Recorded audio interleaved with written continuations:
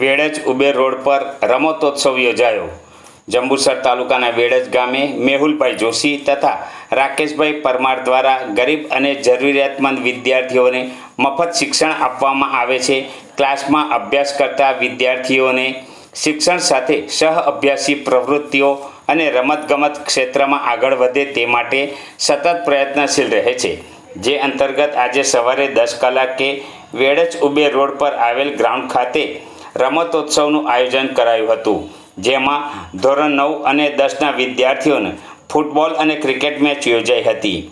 Football match Vadaj તથા પિલુદ્રા વચ્ચે યોજાયેલ ફૂટબોલ મેચમાં પિલુદ્રા ટીમનો વિજય થયો હતો। ખેલાડીઓને ટી-શર્ટ તથા રોકડ પ્રોત્સાહિત ઇનામ આપી સન્માનિત કરાયા અને ક્રિકેટ મેચ રમાડી વનભોજન કરાયું હતું અને પ્રેરણાત્મક વક્તવ્ય આપી વિદ્યાર્થીઓને પ્રેરણાબળ પૂરું પાડ્યું હતું।